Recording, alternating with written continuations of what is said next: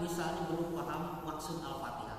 Padahal Al-Fatihah ini merupakan umul apa? Umul itu ibu ya, atau induk. Umul Quran. Ya. Nama Al-Fatihah nama lainnya umul Quran, induknya Al-Quran, intinya Al-Quran, ya. Maka kita insyaallah mudah-mudahan waktunya cukup. Kita akan kaji bersama tafsir surah Al-Fatihah ikhtisar dengan ringkas ya maksudnya. Ya. Baik,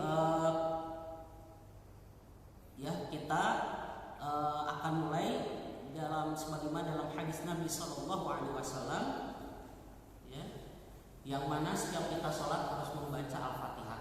Di Sahih Muslim disebutkan, qasamtu as-sholata, saya bagi sholat itu baini wa baina abdi, antara aku dan hambaku. Jadi sholat ini sebenarnya ini adalah sarana kita berdialog dengan Allah. Ya, jadi kita ini kalau orang soleh, orang bertakwa kangen sama Allah kan. Nah di antaranya yaitu untuk melampiaskan itu di sholat. Di sholat itu kita bisa nangis-nangis sebenarnya. Kalau kita paham, kita baca, kita bisa meminta apa yang terutama ketika sujud. Kalau sholat sendirian banyak itu lamain sujudnya. Kesempatan emas. Karena kata Nabi juga di hadis qudsi, Allah itu membagi sholat antara diriku kata Allah dengan hamba, nisfain, setengah, ya. Kemudian kata ya Nabi di hadis qudsi itu, wali abdi masa'al, dan bagi hambaku ya akan mendapatkan apa yang dia minta. Nah makanya disyariatkan ketika sholat itu banyak berdoa. Sholat itu kan menurut bahasa adalah doa. Sholat menurut bahasa itu doa. Ya makanya isi sholat itu isinya itu doa, dari ruku, sujud, ya itu isinya banyak doa. Ya. Nah ini ya.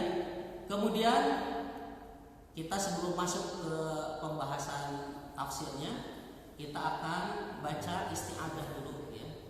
Karena kata Nabi SAW, fa'idha qara'tal Qur'an, kata Allah di dalam Al-Quran, fa'idha qara'tal Qur'an fasta'id billahi minasyaitonir rajim. Ya, apabila engkau mau baca Quran, maka berlindunglah kepada Allah dari godaan syaitan yang terkutuk. Ya. Biar gak ngantuk, ya kita akan sama-sama baca dan perhatikan panjang pendeknya serta hurufnya. Nanti anak akan singgung kalau salah ucap bisa salah arti.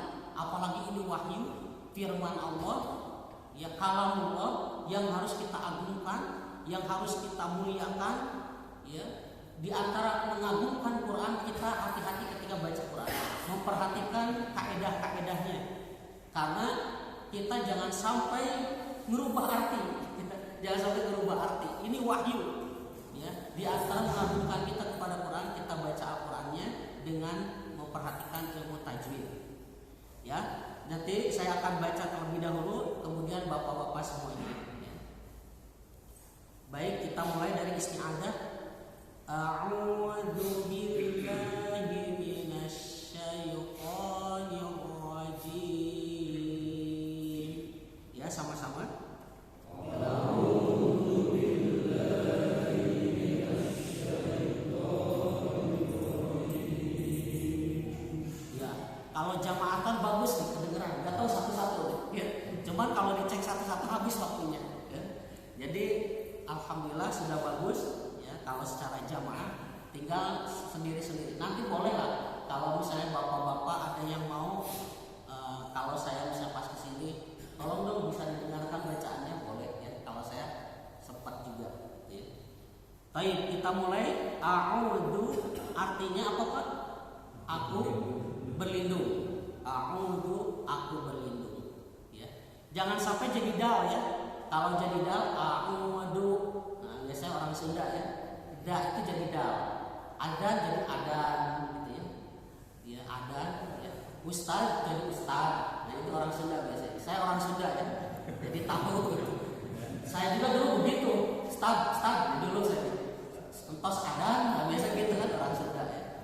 Jadi itu bisa merubah arti tuh. A'udzu artinya aku akan kembali, aku akan pulang. Jadi aku akan pulang kepada Allah. Pantesan pas baca Quran Oh saya baca surah, pas baca satu ayat sudah ngantuk. Karena mintanya salah Pak. Bukan aku berlindung, tapi aku akan pulang mintanya. Aku akan pulang kepada Allah. Mintanya salah. Nah, jadi sekarang perhatikan ucapin dalnya, dal. Ya. Da itu Pak, ini rumusnya, tekniknya. Karena kita banyak yang biasanya kurang tepat mengucapin dal. Rumusnya ini Pak, ada. Jadi cara mengucapin dal itu lidahnya dikeluarin Pak sedikit. Jangan kepanjangan, jelek ya. Sedikit aja. Da. Itu cara mengucapin. Kalau kita kan ada dal, ada titiknya itu namanya da. Ya. Jadi Bapak pas ucapin lidahnya dikeluarin. Nah itu rumus. Jadi Bapak kalau baca Quran ketemu huruf dal, lidahnya harus keluar. Ya harus keluar. Kalau nggak keluar siap-siap berubah hurufnya. Kalau orang Sunda jadi dal. A'udhu. Kenapa jadi du? Lidahnya nggak dikeluarin. Kalau orang Betawi bisa jadi jim. A'udhu billah. Biasanya begitu. Sudah ajan jadi jim. Kenapa? Lidahnya nggak dikeluarin. Orang Makassar biasa jadi sin.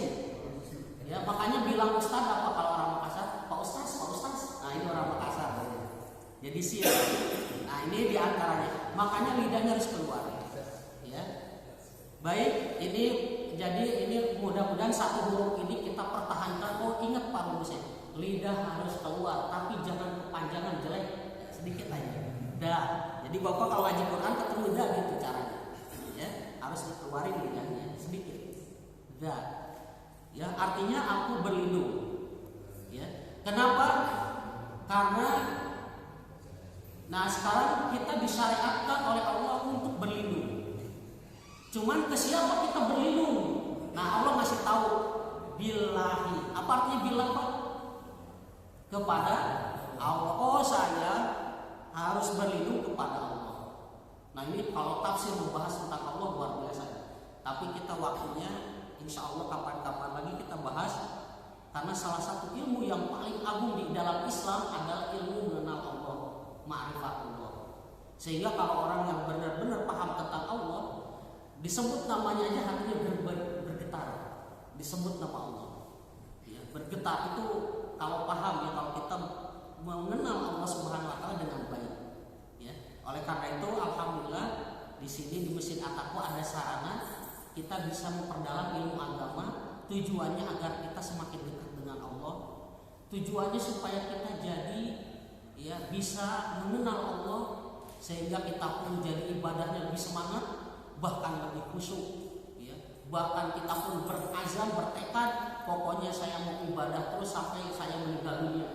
Mudah-mudahan saya meninggal dunia pun lagi sholat, lagi ngaji Quran, lagi ngedoa, meninggal. Ya. Ini harapan kita.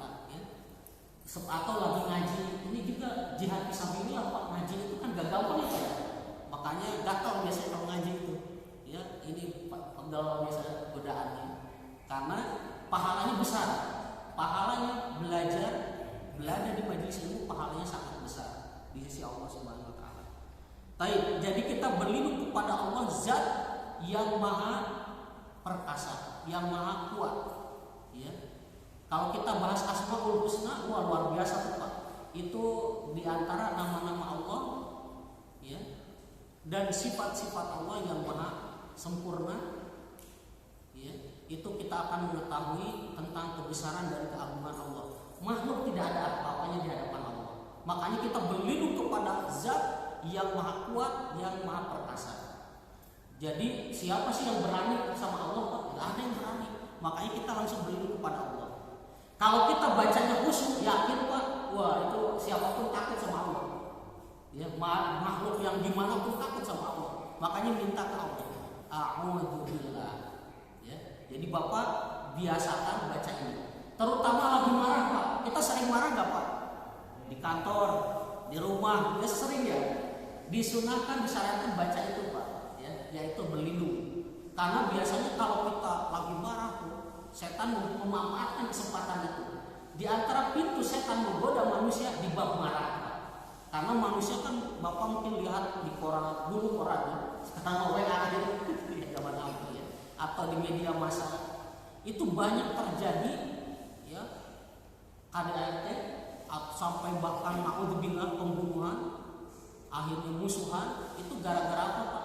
Sepele, tapi karena marah jadi besar dan sepele itu Pak.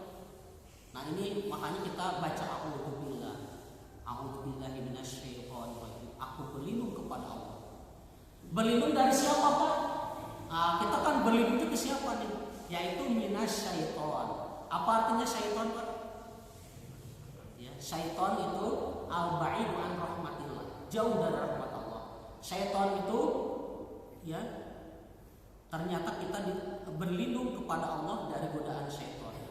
Yang mana syaiton itu senantiasa tidak pernah libur, tidak pernah frustasi, dan semangat terus menggoda kita. Ya, di tafsir Ibnu Katsir disebutkan Pak, setan itu ingin dunia akhirat kita madorot, itu targetnya. Dia punya jangka pendek dan jangka panjang Pak. Itu setan. Kita tidur aja digoda. Makanya jangan heran banyak yang kebablasan subuh.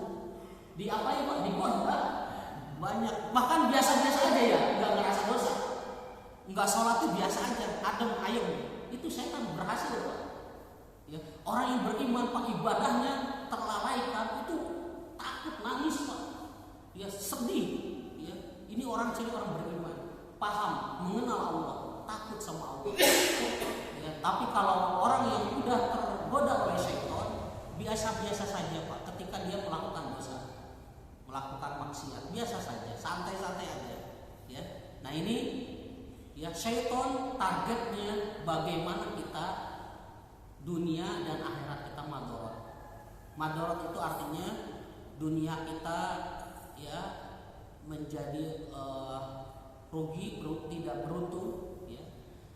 Supaya kita malas, supaya kita tidak semangat, itu nggak mau ngaji, nggak mau belajar dan sebagainya. Terutama ketika baca Quran. Nah kita nanti kalau baca Quran siap-siap digoda tuh Pak. Satu ayat udah ngantuk Pak. Bapak udah pernah coba Pak baca Quran ngantuk nggak biasanya? Ngantuk. Makanya ada orang menghantar tidur sholatnya Pak ngaji Quran gitu. Emang begitu karena godaannya luar biasa. Ya. Kalau dulu para sahabat itu biasa ngatamin Quran, ada yang 3 hari, ada yang sepekan. Dulu ya zaman keemasan Islam itu mereka dekat dengan Quran Pak. Kenapa sekarang jumlah kaum muslimin banyak tapi lemah, bahkan nggak bersatu pada musuhan, betul nggak Pak? Karena jauh dari Quran kuncinya. Makanya kalau kembali ke Quran, insya Allah bersatu. Makanya ini kita dari kita sendiri kita. Jangan sampai kita keluar sana kemari. Kita dulu lah. Kita mulai deketin dengan Quran dulu. Ya. Kalau ngoreksi gampang, kita menilai orang gampang. Tapi mari kita sama-sama Pak. Kita mulai dari diri kita.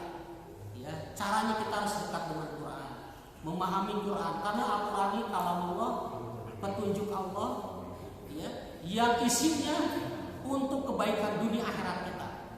Orang yang paling paham Quran, orang yang dekat dengan Quran, pasti Allah berkahi hidupnya, pasti Allah tolong. Ya, Ahlul Quran, ya Allah itu cinta ke Ahlul Quran. Ya, makanya kita berdoa kepada Allah agar Allah menjadikan kita menjadi keluarga Al-Quran. Ahlul Quran. Ya ini. Nah itu ketika kita baca a'udzubillah, hadirkan di hati kita Pak.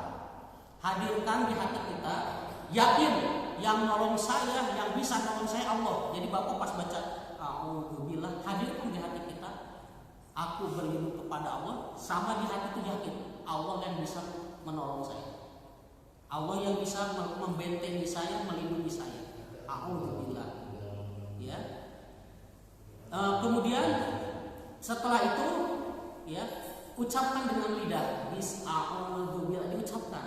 Setelah itu Pak, anggota tubuh kita berusaha untuk menghindari ya apa-apa yang ya tidak disenangi oleh Allah. Nah, tinggal kita ini disenangi Allah atau tidak. Kalau tidak, kita jauhi.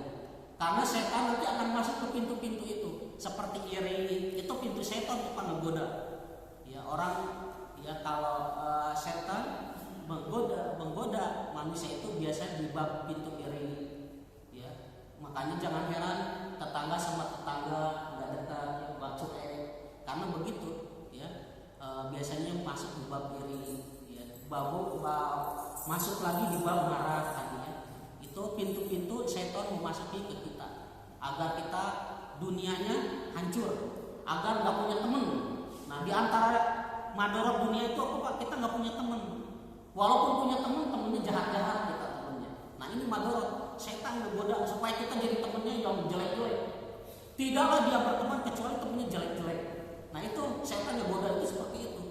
Makanya kita temukan ya ada orang yang nggak senang kalau bergaul dengan orang-orang saleh. Emang ada seperti itu. Karena nanti saya dinasihatin terus, telinga saya panas nanti. Makanya dihindari. Kalau ada ustaz pergi, malas nanti juga dinasihati gitu ya. Itu setan begitu. Ngegoda supaya dunia kita hancur, supaya kita mikirinnya hanya dunia. Padahal dunia kita lihatnya, dunia ini panah, kita tinggalin. Ya. Coba kita perhatikan sekarangnya yang udah meninggal, setiap hari berapa orang Pak di dunia yang meninggal. Kita nggak tahu, mungkin di sana di luar sana banyak yang meninggal. Tinggal kita, giliran kita. Ya, maka beruntunglah bagi orang yang ketika membaca a'udzubillah dia yakin dengan seyakin-yakinnya yang bisa membentengi saya, yang bisa melindungi saya adalah Allah, yang mana Allah akan menolong saya dari godaan syaitan. Supaya apa? Supaya sukses dunia dan akhirat kita. Ya. Sukses dunia apa maksudnya? Kita jadi lebih semangat hidupnya untuk melakukan ketaatan dan menjauhi yang dilarang Allah. Jadi semangat itu Pak, itu sukses di dunia. Sukses di akhirat apa Pak? Yaitu kita jadi ketika beribadahnya berkualitas, sehingga Allah kasih surga Firdaus Pak. Jadi antaranya ciri-ciri orang yang akan diwariskan surga Firdaus, yaitu di surah Al-Mu'minun Pak. Mungkin Bapak udah hafalin, ada yang sudah hafal. Itu Allah jamin surga Firdaus yang ngamalin surat itu Al-Mu'minun ayat 1 ya sampai 10. Ya, itu coba Bapak buka nanti di rumah. Qad aflahal mu'minun gitu ya. Sungguh beruntung orang yang beriman. Alladzina hum fi shalatihim khashi'un. Ciri yang pertama satu aja lah. Cirinya orang yang meraih surga Firdaus kalau salatnya khusyuk. Di antara salat khusyuk yaitu paham yang dia baca. Nah, makanya saya memilih Al-Fatihah ini harus Pak. Ini Ummul Quran, ini sering kita baca dan ini luar biasa ilmu yang sangat mahal Pak. Ya, jangan sampai kita kalau belajar ilmu dunia semangat. Nah, ini apalagi Al-Fatihah firman Allah, kita harus lebih semangat lagi mengkajinya. Diulang-ulang terus sehingga sampai kita hafal, paham dan akhirnya kita pun bisa ngamalin surah Al-Fatihah ini. Ya. Kembali saya ingatkan lagi bahwasannya syaitan sudah bersumpah Pak. Setan sudah sumpah Allah, sudah berikrar. Nah, ini harus kita ingat terus ayat ini. Kata syaitan diabadikan di dalam Quran di surah Allah. Setan berkata, minta ke Allah. Setan aja minta sama Allah Pak. Fa bi'izzatika. Setan memuji Allah dulu Pak. Makanya kita kalau berdoa muji Allah dulu. Setan aja tahu tuh Pak. Setan bilang di dalam Al-Quran fa bi'izzatika, demi kemuliaanmu ya Allah. Ya, setan ngerayu Allah. Ya, fa bi'izzatika, demi kebesaran, kemuliaan, keagunganmu ya Allah. Kemudian baru setan bertekad dia, la ughwiyannahum ajma'in.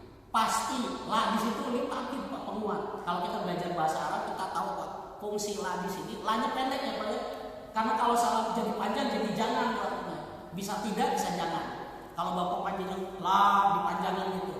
Nah, di Quran itu Pak, salah panjang pendek bisa salah arti.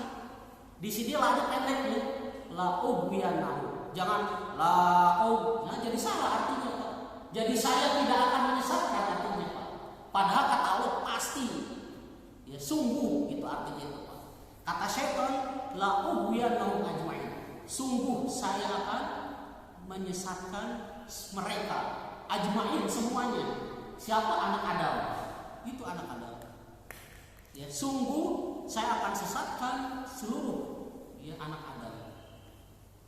Ya. Nah, berarti setan itu udah minta sama Allah Pak. Targetnya untuk menyesatkan manusia. Tapi setan akan nyerah ke siapa Pak? Illa ibadaka minhumul mukhlasin. Kecuali hamba-hambamu yang ikhlas. Nah, mudah-mudahan kita yang hadir di sini mudah-mudahan dijadikan oleh Allah hamba-hamba yang ikhlas. Karena Allah Pak semuanya. Kita kalau sedekah karena Allah, apalagi ini masjid lagi pembangunan, mari kita sedekah karena Allah.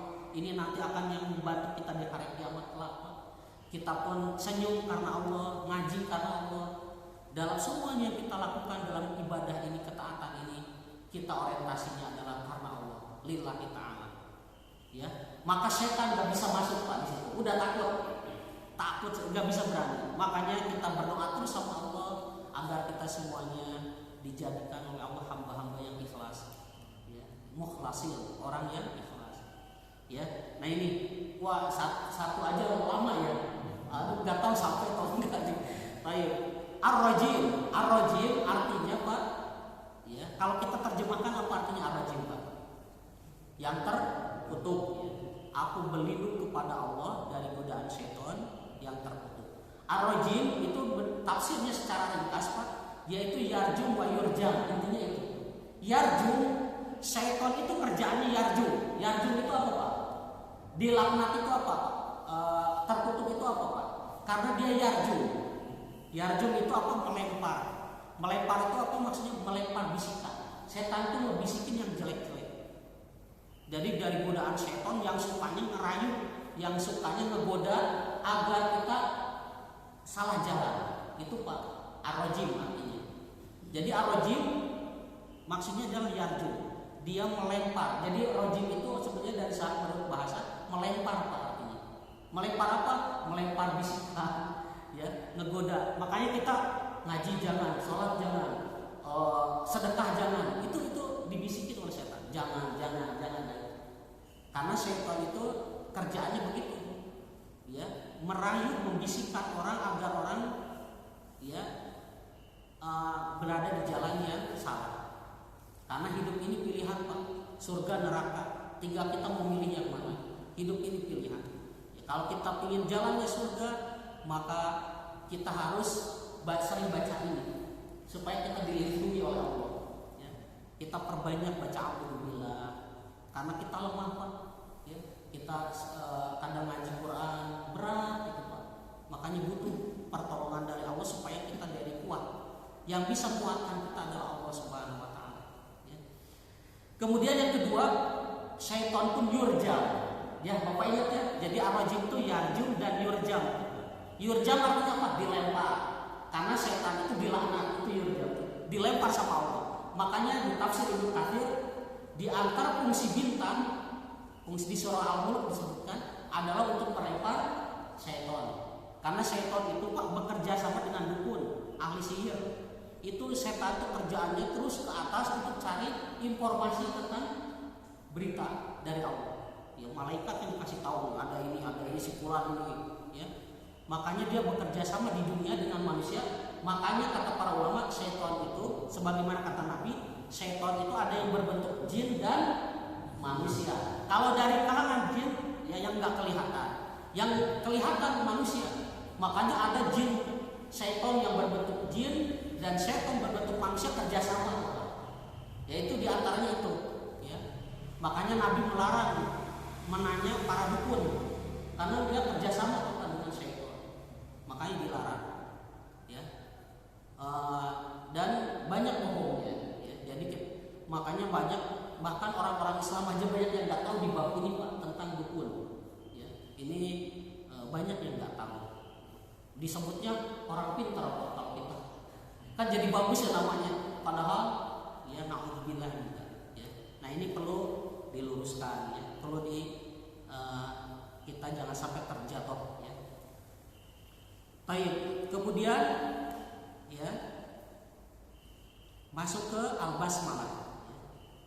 Setelah kita berlindung kepada Allah agar kita jadi ngajinya semangat, baca Qur'annya jadi semangat, kemudian juga berkualitas ya. Baru setelah itu kita baca bismillah ya. Baik, kenapa kita mulai aktivitas dengan bismillah? Karena mengikuti sunnah Quran. Al-Quran memulai dengan bismillah, di awal dengan bismillah. Juga para nabi ya, Nabi Muhammad, juga Nabi Sulaiman. Innahu min Sulaiman innahu bismillahirrahmanirrahim. Nabi Sulaiman pun membaca bismillah. Ya di Al-Quran disebutkan. Jadi kebiasaan para nabi itu, ya, termasuk Nabi Muhammad SAW, kalau ngirim surat, kalau kita WA lah ya Pak, itu biasa pakai Bismillah, ya itu disunahkan. Ya. Nah kita pun baca Quran kita mulai dengan Bismillah. Nah biasanya banyak yang salah dibaca Bismillah ini Pak di sin. Jangan sampai salah ya Pak di sin.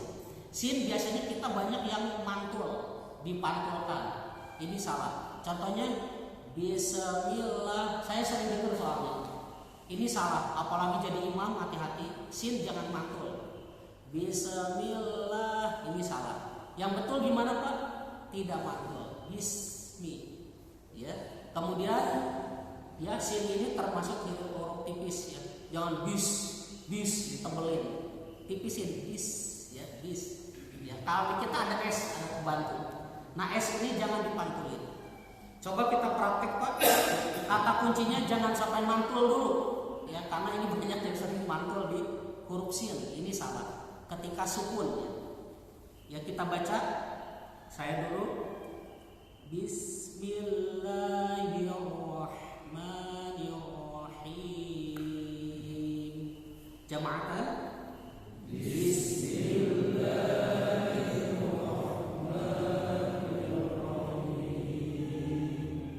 Ya, baik. Bismi artinya apa Pak? Bismi dengan nama. Masya Allah di sini Pak, Bismillah diidofahkan. Nah, ini manfaat belajar bahasa Arab Pak. Kalau kita belajar bahasa Arab jadi tambah ini Pak, tambah nikmat. Nikmatnya apa paham? Oh Masya Allah. Di sini Allah menggunakan idofah, mudhof ilaih. Kalau di bahasa Arab itu ada.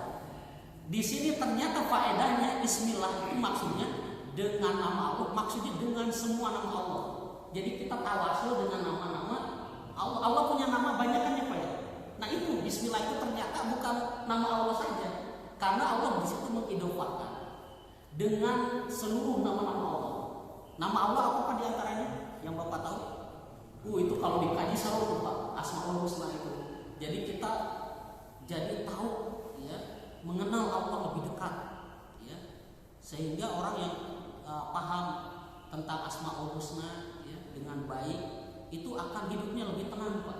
Karena tahu oh Allah itu Maha Pengasih, oh Allah itu Maha Mendengar, Maha Mengetahui. Sehingga dia itu ya senantiasa ingat Allah, ya, senantiasa dekat dengan Allah.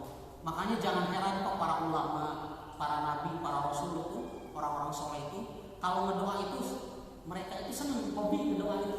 Kenapa? Karena nikmat doa itu. Makanya kata Nabi, ad-du'a'u huwal ibadah. Doa itu ibadah. Ya. Kalau orang yang mengenal Allah pasti sering ngedoa, dikit-dikit doa. Keluar rumah tadi ngedoa enggak kita? Pasti ngedoa. Mau tidur ngedoa. Doa terus tuh Pak isinya, zikir atau doa. Nah ini ya, ini salah satu faedah kalau kita dekat dengan Allah. Jadi kita itu kalau nggak baca doa itu gimana, kering gitu Pak, nggak nikmat gitu. Ya ini ya. Nah ini ya, dengan nama Allah, dan nama Allah yang paling agung adalah Allah gitu Pak.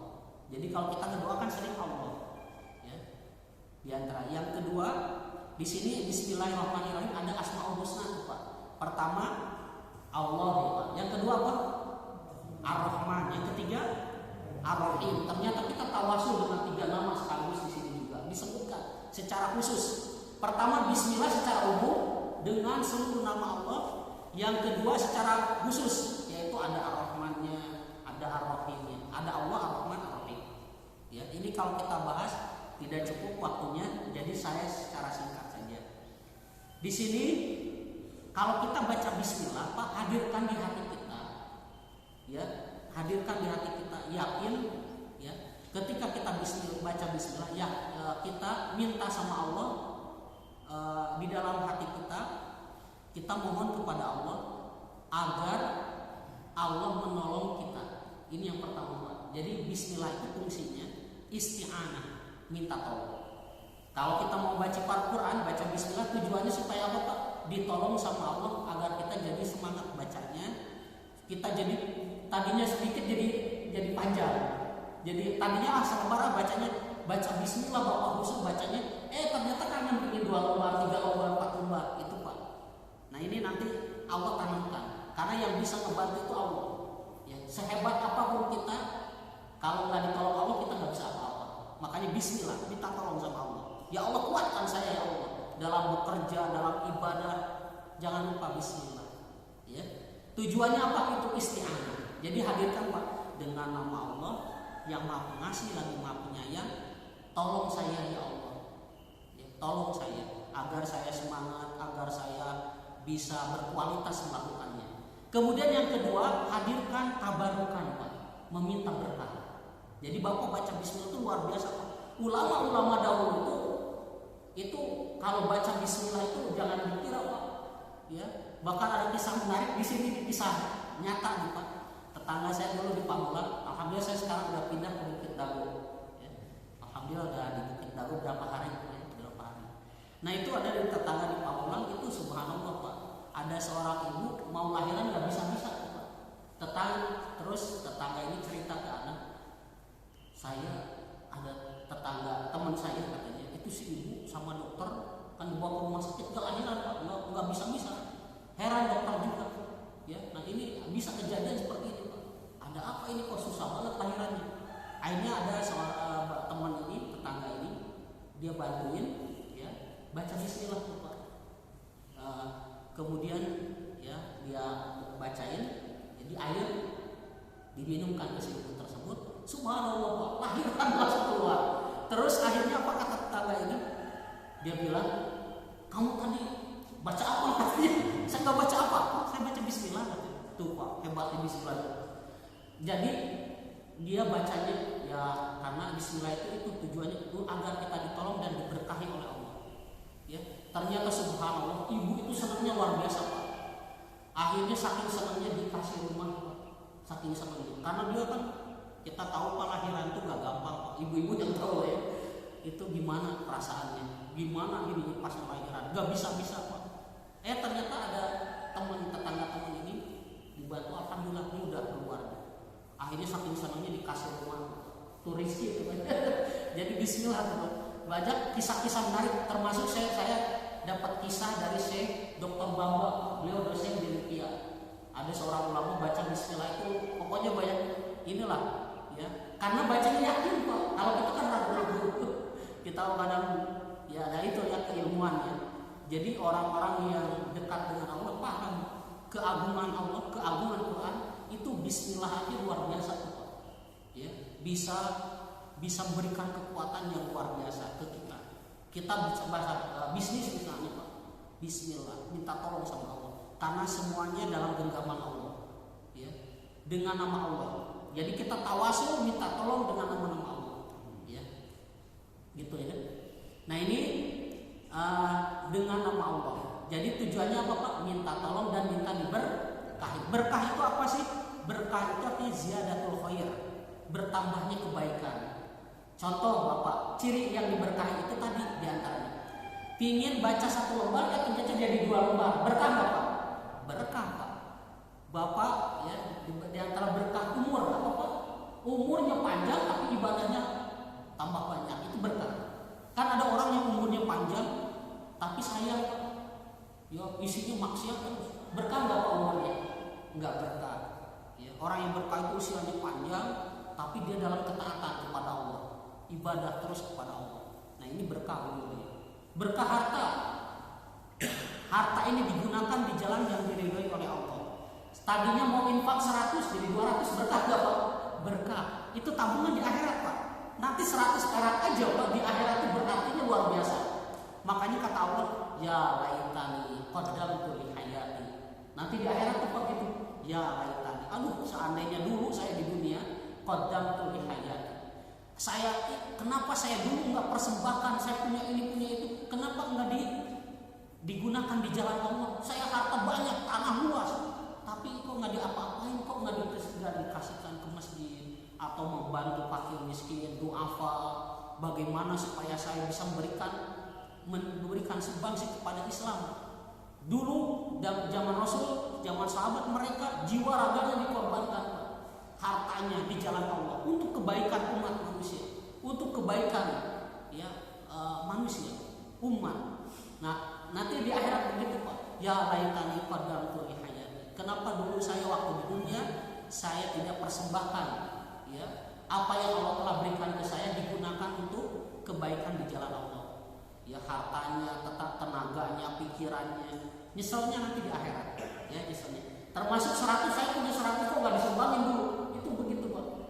Padahal saya ada di uang, tapi kenapa saya nggak dipakai untuk ketaatan? Ya, itu berarti nanti di hari kiamat kelak.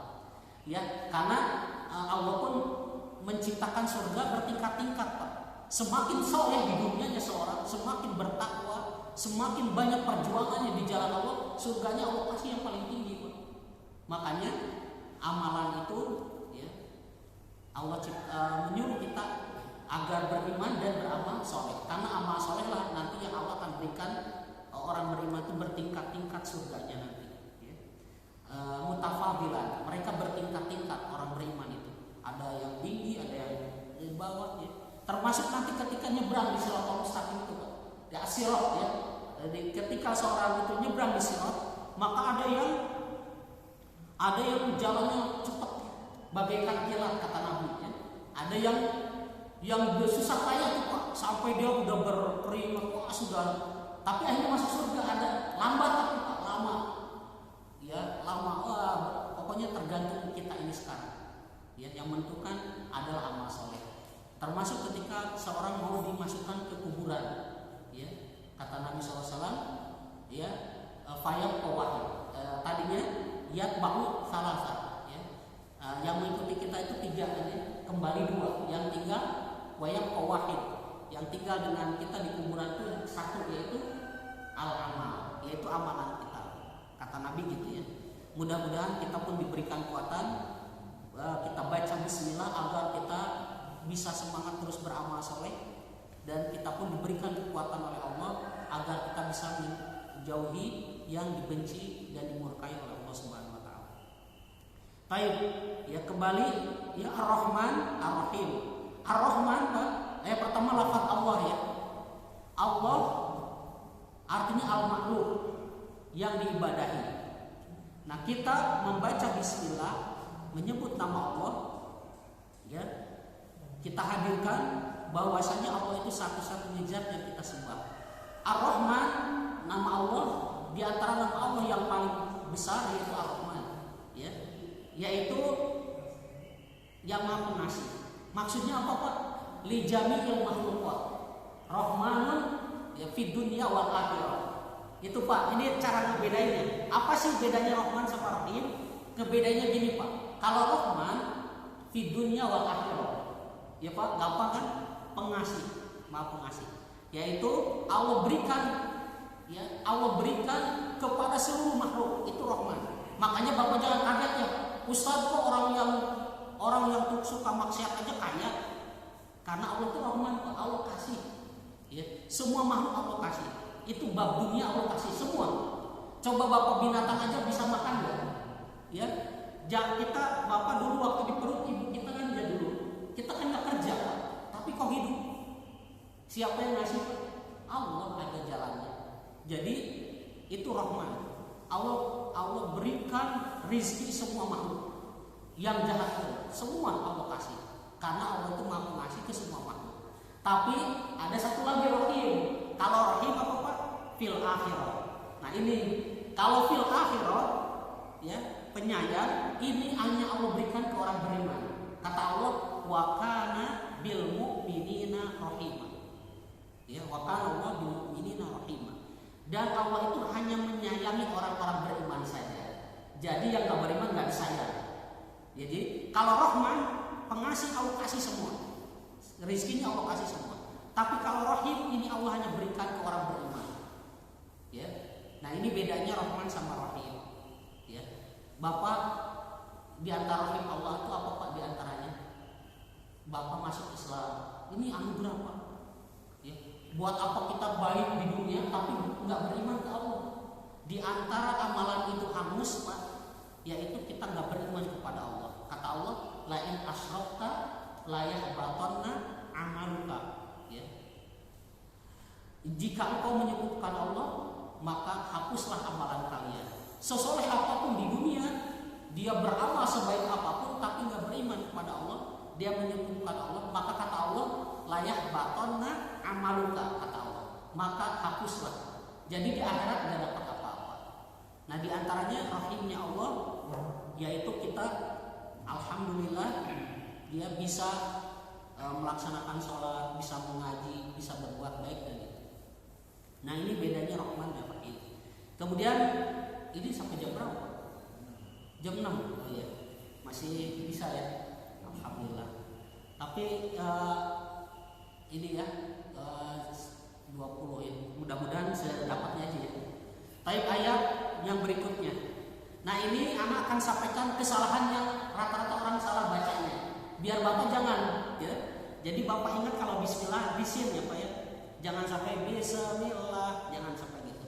Kalau di alhamdulillah banyak yang salah di kata haknya pak. Alhamdulillah, orang Indonesia rata-rata salah di sini. Termasuk saya dulu. Saya dikoreksi waktu di Mekah sama Syekh Abdullah. Beliau dosen di Ummul Qura pak. Abdullah Bafaraj ya. Saya bilang gimana kabarnya? Saya bilang alhamdulillah. Jangan alhamdulillah, alhamdulillah. Dibenerin saya. Oh iya ya. Karena apa pak? Salah hak. Kan kalau di kita istilahnya ada hak kecil ya pak ya. Nah kalau bapak baca gini pak, alhamdulillah itu hanya jadi gede, jadi hak besar. Hanya yang jadi gini pak. Nah itu artinya apa pak? Kalau alhamdulillah kan berubah artinya. Jadi kebinasaan. Jadi bapak kalau ada yang nanya, bapak gimana kabarnya? Alhamdulillah, salah. Jadi kebinasaan bagi Allah artinya. Yang betulnya gimana pak? Haknya hak kecil. Gimana cara ngeluarin hak kecil? Hak kecil itu caranya gini pak. Jaroyan nafas, mengalirnya nafas. Jadi ada keluar nafas tuh pak.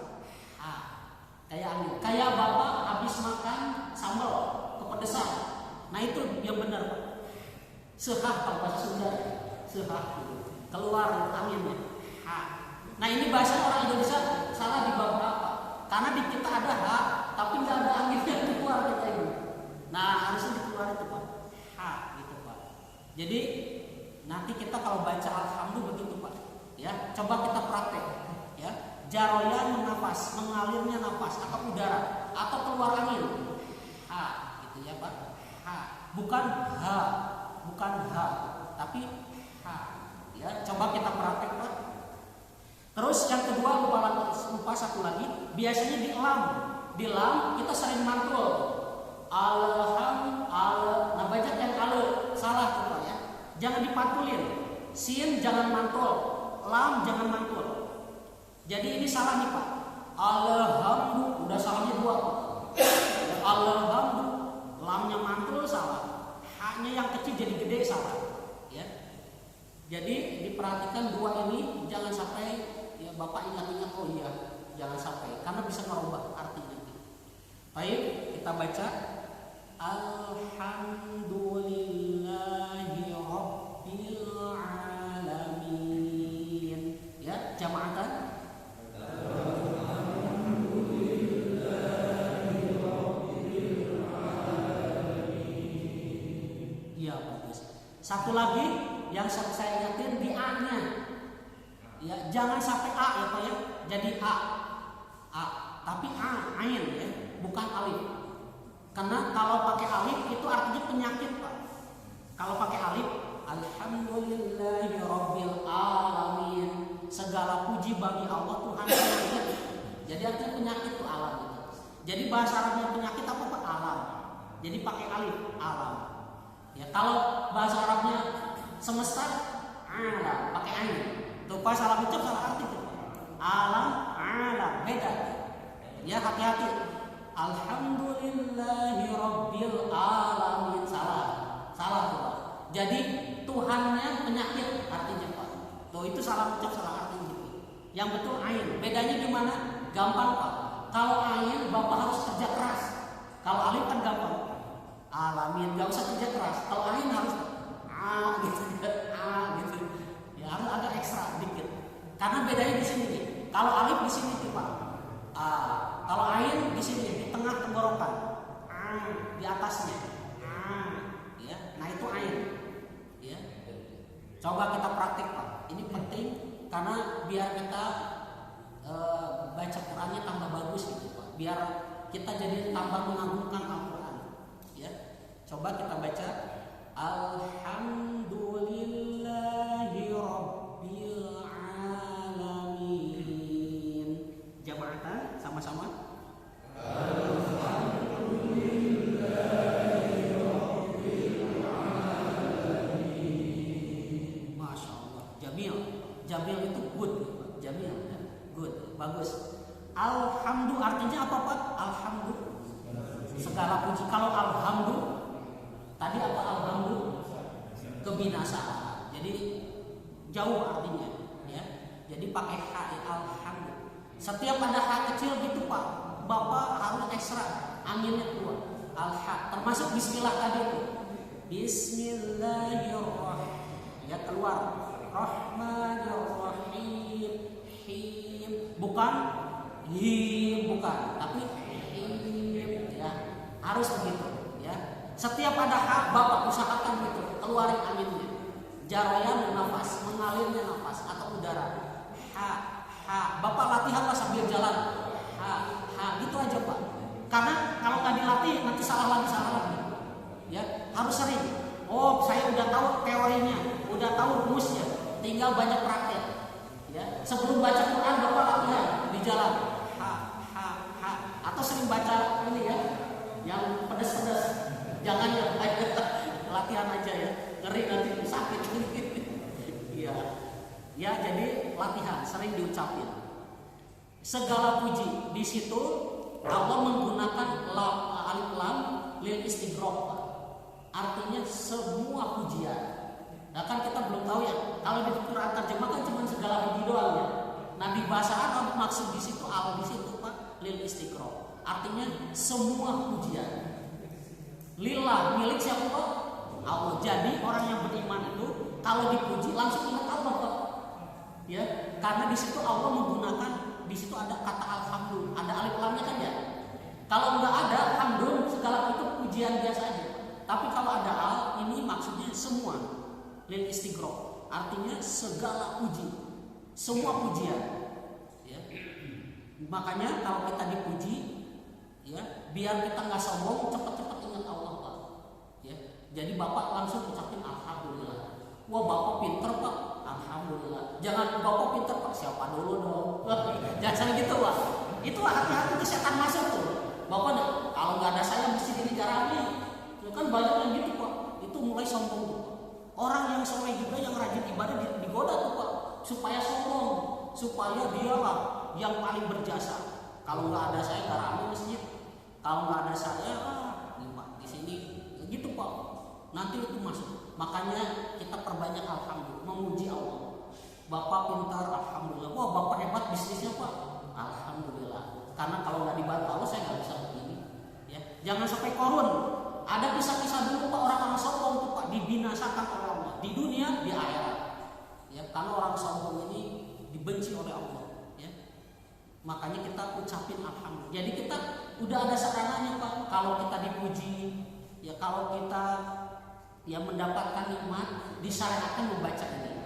Ya alhamdulillah. Ya, alhamdulillah. Mari kita banyakin Pak.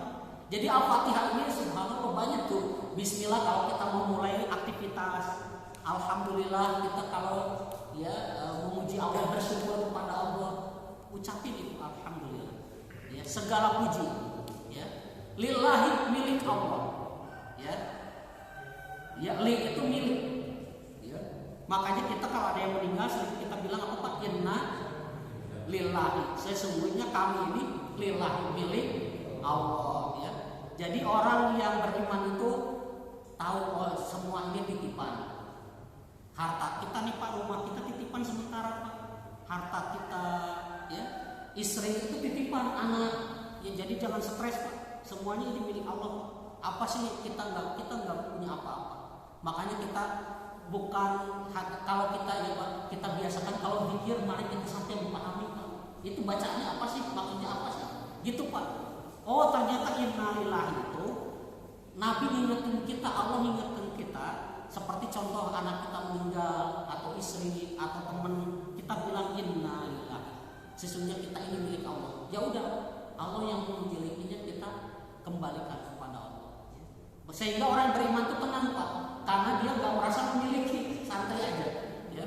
Makanya orang yang paham Quran ini Pak, hidupnya enak, nikmat. Oh iya, kita ini milik Allah, anak milik Allah, rumah saya milik Allah, maka saya akan gunakan di jalan Allah, ya, di jalan Allah supaya di antara bentuk syukur kita Pak, semua nikmat kita gunakan untuk yang diridhoi Allah Subhanahu Wa Taala. Umur kita, kecerdasan kita, kalau Bapak ini cerdas Pak, gunakan untuk ketaatan di jalan Allah. Misalnya ngapal Quran, ngapal hadis, ya, ngapal ucapan-ucapan ulama, ya. Jadi ilmu itu Pak, kalau Bapak belajar ilmu agama, rumusnya 3 Pak. Qala Allah, qala Rasul, qala ulama, udah gitu Pak. Jangan kata saya, kalau kata saya biasanya banyak salahnya ya. Udah kata Allah di dalam Al-Quran, kata Nabi, ya kata para ulama, udah gitu. Karena ulama itu pewaris Nabi Pak. Ilmu Islam itu turun temurun Pak. Kita ke siapa belajar ya, ke ulama.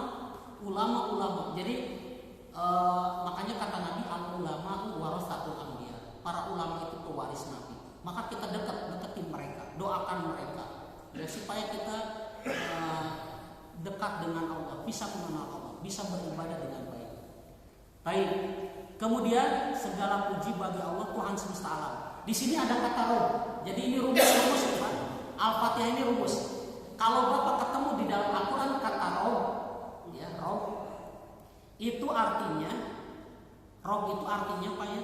Yang pertama adalah Khaliq, mengandung arti Khaliq, pencipta. Jadi Tuhan semesta alam artinya pencipta alam semesta. Allah itu satu-satunya menciptakan alam semesta, langit, bumi, ya, gunung, itu Allah yang ciptain, ya. Segala isinya. Rob yang pertama artinya Khaliq. Rob itu Pak.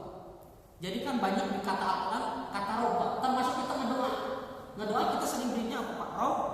Robbana ya. Nah Rob itu artinya pencipta. Di antara arti definisi kata para ulama ahli tafsir, Rob itu mengandung arti pencipta, satu. Yang kedua, Rob itu artinya yaitu mudabbir. Mudabbir itu apa Pak? Mengatur. Jadi Tuhan semesta alam artinya pertama Allah lah yang menciptakan alam semesta. Yang kedua Allah lah yang mengatur alam semesta. Ada siang, ada malam, ya. Kemudian ada hewan, ada yang beranak, ada yang bertelur, ya Pak ya. Nah itu udah Allah atur seperti itu Pak. Karena Allah lah yang mengatur alam semesta, ya. Manusia, ya, apa berproses, bayi, anak dan semuanya sudah Allah atur. Kemudian Rob juga artinya nih Pak, ya arti Rob, ya pertama tadi pencipta, yang kedua mengatur, yang ketiga apa Pak? Yang termasuk juga mengandung arti Razik, yang memberi rezeki, ya, yang memberi rezeki alam semesta, yang sudah Allah kasih semuanya. Ya, kita tinggal bersyukur aja Pak. Makanya orang yang paling kaya siapa Pak? Ini rumus kata Nabi nih Pak. Kalau Bapak ingin tahu rumusnya Pak, orang yang terkaya itu siapa Pak? Kata Nabi nih Pak. Siapa orang terkaya di dunia? Orang yang paling qanaah, itu orang terkaya. Jadi kita kan salah pemahaman di sini. Orang yang kaya kalau menurut kita itu orang yang tanahnya luas, rumahnya kayak istana. Padahal belum tentu Pak kaya. Ya, bisa jadi stres Pak sebenarnya. Bisa jadi stres. Ya, Fir'aun gimana dulu Pak kayanya Pak. Tapi matinya gimana? Ya, Korun gimana Pak? Itu kan kalau kacamata dunia begitu. Tapi ternyata menurut Islam orang yang paling kaya itu orang yang qanaah. Qanaah itu artinya apa Pak? Cukup menerima yang Allah berikan. Itu nikmat, makanya makannya juga nikmat. Misalnya makan, misalnya Pak, ini mungkin ya kita makan nasi sama apa Pak? Sama garam dibulut-bulut kayak gitu, itu nikmat Pak. Ya, tidur juga nikmat. Itu karena dia yakin Allah lah yang ngasih rezeki. Oh saya rezekinya emang udah Allah tetapkan. Cuma tugas kita hanya berusaha tapi tawakal. Nah itu. Qanaah itu merasa cukup. Jadi saya dikasih tugas oleh Allah, ya saya berusaha aja, tawakal sama Allah. Hasilnya serahkan sama Allah. Jadi kuncinya gimana Pak? Kuncinya tugas kita hanyalah berusaha. Setelah itu kita merasa cukup dengan apa yang telah Allah berikan, ya. Dan jangan sampai iri. Kok Allah masih kok dia jadi ustaz, ya harusnya saya jadi ustaz. Nah, jangan sampai menggurui Allah, Pak. Nah, kita jangan sampai menggurui Allah. Kok Allah ngasih dia kaya sih? Mobilnya banyak, saya kok begini padahal saya udah kerja keras. Nah, ini akan sakit kita, Pak. Sakit pikiran, sakit hati, ya. Tapi orang yang qanaah tenang hidupnya, Pak, ya. Nah, ini orang yang terkaya menurut Islam, qanaah, orang yang paling qanaah, ya. Karena dia yakin Allah itulah yang ngasih rezekinya. Ingat, Pak, kenikmatan yang sesungguhnya adalah di surga. Nah, itu kunci. Makanya faman zuhziya anin nar wa udkhila jannah faqad faz. Siapa yang dijauhkan dari api neraka dan Allah masukkan ke surga, itulah kesuksesan yang sesungguhnya. Ya, kesuksesan yang sesungguhnya adalah jika kita bisa menginjakkan kaki kita ke surganya Allah. Itulah baru nikmatan yang tiada tara. Ya, mudah-mudahan kita semuanya dijadikan oleh Allah menjadi penghuni surga. Amin. Ya. Baik. Kemudian kita tutup kayaknya yang terakhir, ya. Sampai Ar-Rahman Ar-Rahim udah, Malik Yaumiddin sampai Malik. Ini penting nih, Malik bagus sekali. Sampai Malik aja ya. Baik, ini kesalahannya Maliki biasanya rata-rata kalau Maliki jarang saya dengar ya. Jadi selamat lah insya Allah. Baik, kita baca aja ya ayatnya. Coba Maliki Yaumiddin. Afwan, ayat yang ketiga dulu ya. Ar-Rahmannya belum.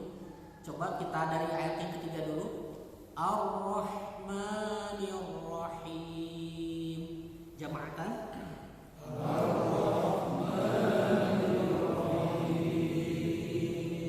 Ar-Rahman artinya apa, Pak? Ya, Maha Pengasih. Maksudnya apa, Pak? Allah kasih semua makhluk fi dunya wal akhirah. Rahmanun fi dunya wal akhirah. Allah kasih sayangnya di dunia dan di akhirat. Ya, Allah berikan rezeki ke semua makhluk, yang baik maupun yang jahat. Kemudian Ar-Rahim apa, Pak? Penyayang. Itu hanya Rahimun fil akhirah. Allah hanya berikan kasih sayang ke siapa? Orang beriman saja. Orang beriman saja. Nah, ini. Kemudian ayat yang keempat, ya kita baca ayatnya. Maliki Yaumiddin. Jama'atan, Pak. Maliki Yaumiddin.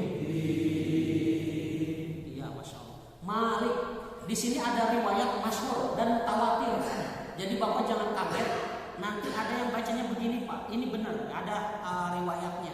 Karena baca Quran itu ternyata banyak riwayatnya. Ada yang mutawatir itu, ada yang bilang 7, ada yang bilang 10. Ya, makanya Bapak pernah dengar ada qiraah sab'ah atau qiraah asyarah. Ini yang mutawatir, yang nyampe ke Nabi bacaan Qurannya. Karena bacaan Quran pun itu turun-temurun tuh, Pak. Jadi Allah bacain ayat ke Jibril. Jibril bacain ke Nabi. Nabi ngikutin. Nabi bacain ke para sahabat. Sahabat terus sampai ke kita. Ya, jadi baca Quran pun itu ada sanadnya tuh, Pak. Turun temurun. Karena ilmu itu warisan, Pak. Turun temurun. Ya. Nah, di Maliki ada yang bacanya dipendekin. Artinya beda, Pak. Baca panjang dan pendek artinya beda. Tapi dua-duanya ada riwayatnya. Dua-duanya benar, mutawatir. Yang pertama ada yang bacanya gini, Pak. Maliki Yaumiddin. Betul, Pak. Itu betul. Kalau dipendekin artinya apa, Pak? Maliki. Seperti di surah An-Nas. Di surah An-Nas Maliki panjang pendek, Pak. Qul a'udzu birabbin nas. Nah, yang kedua apa? Itu panjang pendek Maliki. Hah? Dicek lagi. Panjang atau pendek? Iya, yang betul pendek. Maliki. Kalau pendek artinya apa, Pak? Malikin nas. Artinya apa? Ya. Kalau dibaca pendek, Malik artinya raja, Pak. Makanya Abdul Malik, Al-Malik. Kalau di Saudi kan Al-Malik tuh, Pak, kerajaan, raja. Makanya bahasa Arabnya raja apa, Pak? Malik, pendek, dipendekin. Malik Salman. Jangan Bapak jangan bilang Malik Salman, jangan bilang. Tapi Malik Salman. Itu Pak panjang pendek. Kalau bacanya maknya pendek artinya raja. Malikin nas, raja manusia. Nah, ini juga kalau dibaca Al-Fatihah ada yang bacanya pendek, itu juga betul. Ya, raja. atau dibacanya panjang. Kalau panjang apa artinya Pak? Maliki, pemilik, penguasa, pemilik, malik, ya, artinya pemilik, penguasa, ya, yang memiliki, ya, maliki, artinya yang menguasai, ya, yang memiliki. Yaumiddin, apa yaum? Hari itu. Sekarang tahu Pak, bahasa Arabnya hari itu yaum, ya, hari Jumat apa bahasa Arabnya Pak? Yaumul Jum'ah. Nah di Quran apa di Quran Pak, di bahasa Arab yang betul bukan Jum'ah Pak, yang betul tuh Jumu'ah. Mimnya bukan sukun Pak. Yang betul di Quran ya di bahasa Arab itu mimnya ada domahnya Pak. Jumu ya, yaumul Jumu'ah, bukan Jum'ah, bukan. Nah ini di Quran gitu ya. Jadi Bapak pas baca ayat tuh jangan sampai Jum'ah apa Pak yang di surat apa setelah apa? Nah itu faedah qudiyati sholat itu ya. Nah itu kan ada kata Jum'ah, jangan Jum'ah, Jumu'ah gitu ya. Nah itu ya. Baik. Nah yang menguasai hari pembalasan. Nah di sini ayat ini memberi pelajaran ke kita. Pertama Pak, ya, Allah lah nanti akan menjadi hakim di sana di hari kiamat kelak. Maka ketika kita membaca ayat ini sebenarnya ini kita takut Pak. Kalau kita memahami maksud ayat ini sebenarnya kita harusnya takut. Takutnya apa Pak? Yang memiliki hari pembalasan, hari kemudian. Adin di sini artinya al-hisab Pak. Kata ahli tafsir bukan agama. Kan bahasa Arabnya agama apa Pak? Din ya. Nah di sini din di sini artinya al-hisab. Ya. Jadi bukan yang memiliki agama, bukan Pak. Adin di sini kata para ulama ahli tafsir yaitu al-hisab, yaitu pembalasan, yang menguasai hari pembalasan. Ya. Nah di sini pelajarannya buat kita yang pertama Pak, ketika kita baca ayat ini, ya, pertama nanti di hari kiamat kelak, ya, kita akan dihisab. Nah, ini yang pertama pelajaran. Ini yang kita ngeri itu Pak. Jadi pas baca ayat itu, nanti amal kita semuanya dihisab Pak. Gerak-gerik kita ini dicatat sama malaikat, dan malaikat gak pernah absen Pak. Ngikutin kita terus. Kita ngomongin apa saja dicatat Pak. ABC itu ada Pak. Nanti ada bukunya. Ada bukunya. Bapak ngomong apa dicatat sama malaikat. Dicatat. Malaikat gak pernah absen. Itu kalau kita kan sering kadang lalai ya. Kalau malaikat enggak, dia apa yang kita ucapkan, apa yang kita lakukan ditulis. Ya, ditulis. Nah ini pelajaran yang pertama. Ya, bahwasannya kita akan dihisab dan pasti tidak akan salah hitungan Allah ini. Bapak kita jangan pernah khawatir apa yang kita telah amalkan, apa yang kita telah kerjakan pasti ada balasannya di sisi Allah. Pasti Pak. Kalau kita di dunianya baik Pak, pasti Allah akan berikan kebaikan. Siapa yang di dunianya baik, maka nanti Allah akan kumpulkan dengan orang-orang yang baik, dan Allah akan tempatkan di tempat yang terbaik. Itu rumusnya Pak. Jadi kalau kita baik di dunia, nanti Allah akan balas di akhirat. Balasannya apa? Pertama kita akan dikumpulkan dengan orang-orang baik. Siapa orang-orang baik Pak? Para nabi. Nanti kita ketemu Nabi Adam Pak. Nabi Muhammad, wah Masya Allah, Nabi Ibrahim, Nabi Musa dan sebagainya. Ya, alhamdulillah kita bisa ketemu Pak. Wah, mudah-mudahan ya bertemu dengan para nabi, para rasul. Ya. Kemudian ya para sahabat, ya para tabi'in, para ulama. Ya. Nanti Allah akan kumpulkan di tempat yang terbaik dengan orang-orang yang terbaik.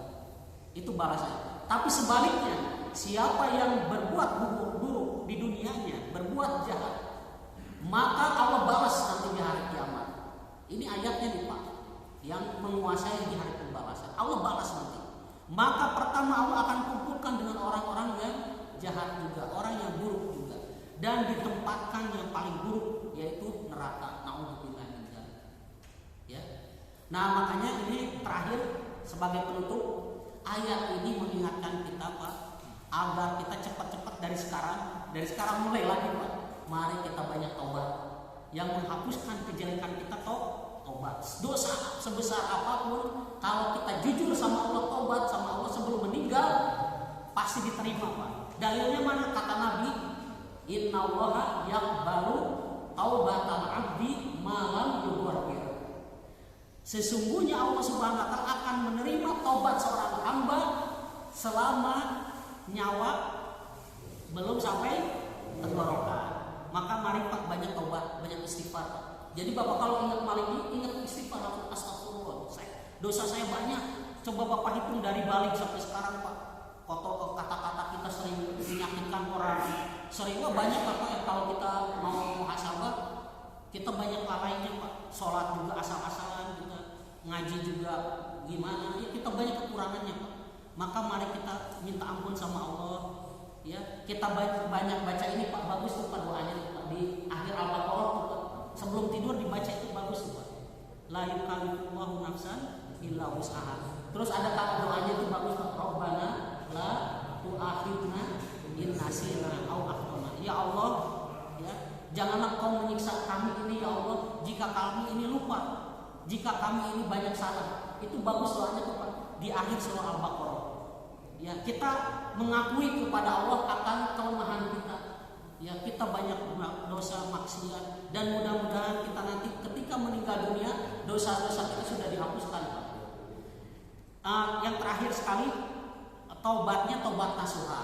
Kata Imam Nawawi, taubat nasuha itu cirinya 3 Pak. Ada 3. Jadi kalau kita mau taubat sama Allah harus ada terkumpul 3 ini. Yang pertama an-nadam, nyesal Pak. Nah ciri nyesal kita apa Pak? Nangis diantaranya. Saya gitu Pak. Gimana saya ya Allah gitu. Nyesal itu karena kata Nabi an-nadamu taubat. Nyesal itu taubat kata Nabi ya. Pertama nyesal itu Pak. Yang kedua at-tarku. Ini rumusnya at-tarku. Meninggalkan amalan itu. Jadi Bapak ketika melakukan dosa cepat tinggalin. Jangan dilanjutkan. Ditinggalkan langsung.